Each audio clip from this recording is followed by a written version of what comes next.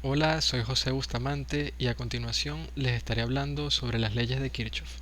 Estas leyes, también conocidas como las dos leyes de la electricidad de Kirchhoff, fueron formuladas en 1845 por Gustav Kirchhoff, un científico alemán nacido en Berlín en 1824 y cuyas principales contribuciones científicas se centraron en los campos de los circuitos eléctricos, la teoría de placas, la óptica, la espectroscopia y la emisión de radiación del cuerpo negro. La primera ley es mejor conocida como ley de nodos o ley de las corrientes de Kirchhoff y la segunda es mejor conocida como ley de los voltajes o ley de malla. Pero antes de adentrarnos en la explicación de estas dos leyes, es necesario conocer ciertos conceptos para una mayor o mejor comprensión. Uno de ellos es el concepto de malla. Una malla en electricidad consiste en un conjunto de ramas que forman un camino cerrado y que no contienen ninguna otra línea cerrada en su interior. Acá tenemos como ejemplo cuatro mallas unidas. Este es un ejemplo de una malla individual. En este caso tiene dos resistencias en serie y una fuente de alimentación. Otro concepto a tomar en cuenta es el concepto de nodo. Un nodo en un circuito eléctrico es un punto donde se cruzan dos o más elementos. Acá podemos ver que están identificados en la imagen como nodo 1, nodo 2, nodo 3, nodo 4 y nodo 5. Hablando de los postulados de estas dos leyes, tenemos que la primera ley, como ya dijimos, también conocida como ley de nodos o nudos, dice que la suma de las corrientes que entran a un nudo o nodo es igual a la suma de las que salen. Es decir, todas las corrientes entrantes y salientes en un nodo suman cero. En el caso de la segunda ley, también conocida como ya lo dijimos como ley de mallas, dice que la suma de las caídas de tensión en un tramo que está entre dos nodos es igual a la suma de caídas de tensión de cualquier otro tramo que se establezca entre dichos nudos o nodos. En este ejemplo tenemos que acá hay un nodo 1 y esta es una fuente de alimentación de 10 voltios, ¿correcto? Entonces, suponiendo que esta fuente de alimentación esté enviando un amperio de intensidad de corriente, por este nodo estaría entrando un amperio. Por lo mismo, según lo que acabamos de leer, de este nodo, como entra un amperio, la salida de corriente de este nodo debe ser igual a un amperio.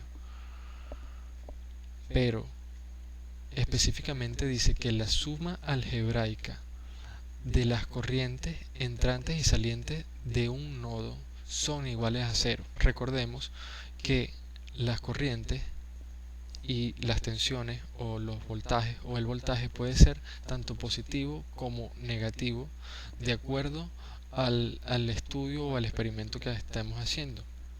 Esto es en la teoría, correcto.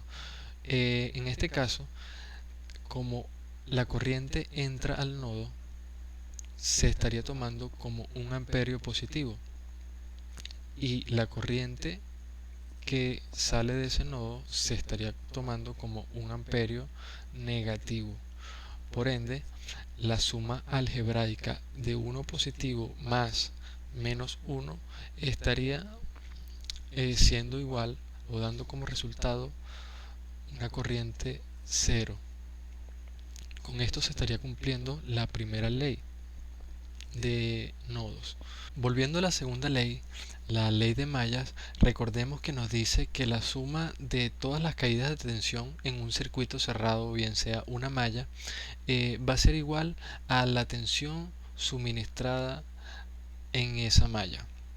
Esto quiere decir que suponiendo que por acá ingresen 55 voltios, por ejemplo, acá entre estas dos resistencias que serían la carga, por decirlo de alguna manera, debe haber una caída de tensión igual a 5 voltios. Repito, Si por acá entran 5 voltios, por acá deben caer entre estas dos resistencias 5 voltios.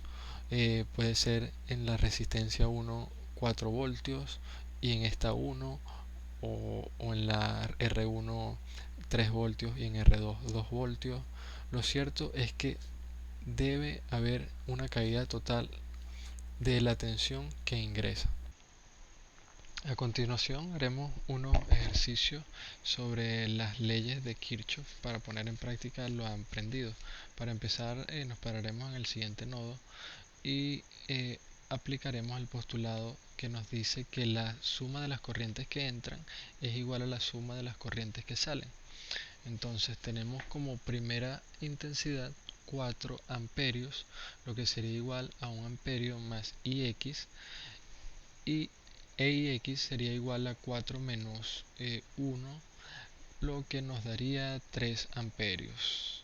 Sí, 3 amperios. En este ejercicio, aunque hay otro nodo, la dificultad es prácticamente la misma. Comenzamos con el mismo postulado, que sería que la suma de las corrientes que entran es igual a las que salen, lo que nos daría 5 más Ix es igual a 1 más 1, que serían las dos intensidades, y tenemos que Ix es igual a 2 menos 5, lo que nos daría 3 amperios.